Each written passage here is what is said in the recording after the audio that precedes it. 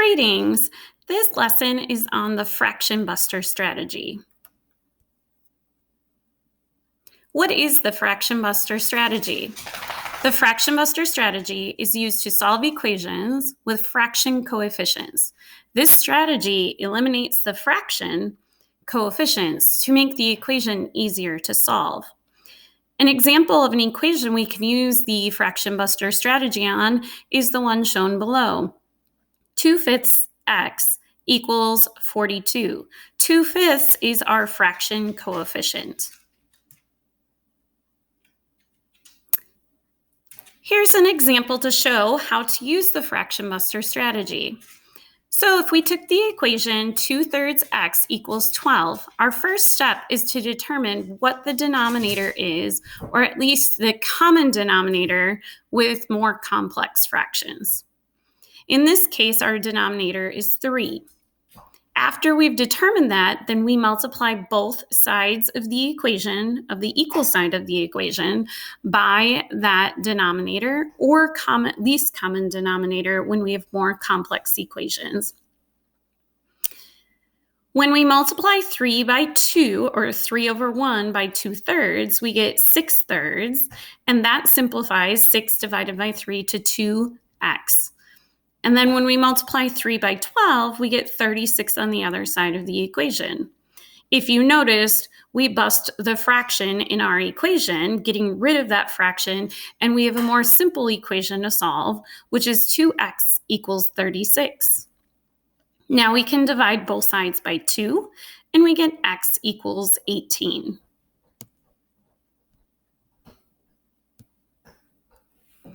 Now let's try an example together. We need to determine what the denominator is, and in this example, 4 is our denominator. So we are going to go ahead and multiply both sides by 4.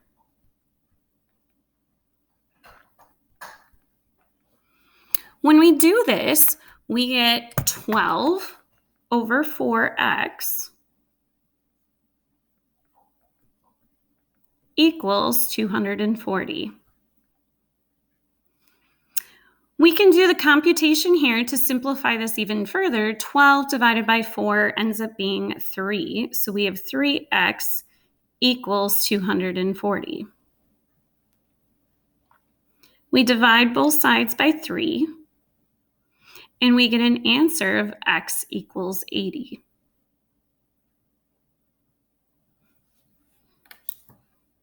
Let's look at another example.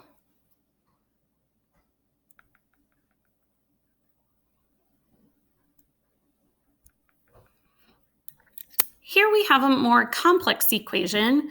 We have x over 2 plus x over 5 equals 6.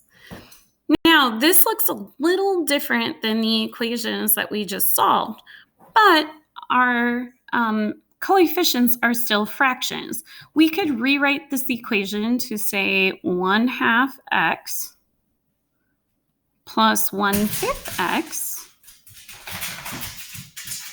equals 6.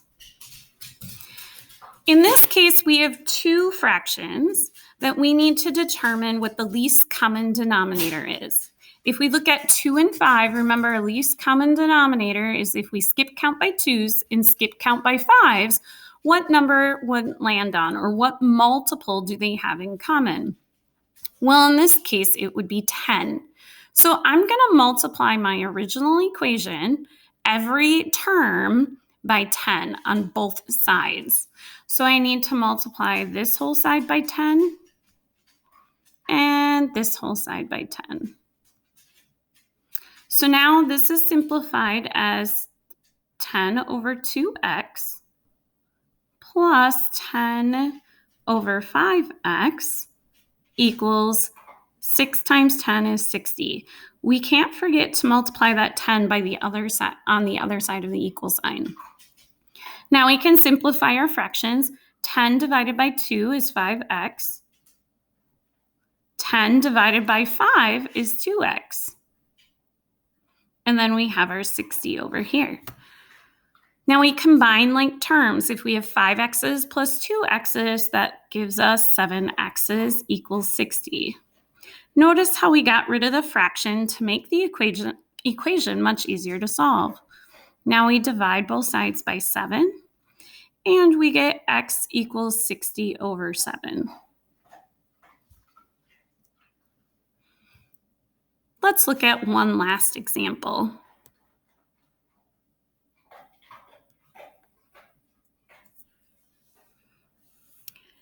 This example looks different than the previous two, even though we still can use this strategy to solve.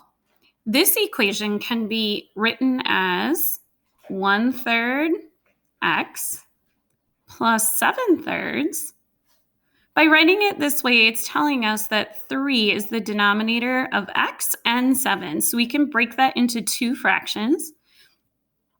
And then we have 1/5 x.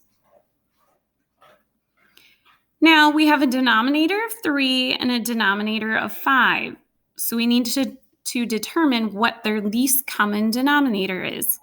And that would be 15. Again, if we were to skip count by 3s and skip count by 5s, which multiple would be the least multiple that would have 3 and 5 in common? It would be 15. So I'm going to multiply all parts of this equation by 15. So I need to multiply this side of the equation by 15 and this one by 15 as well. We can rewrite this equation as 15 over 3x plus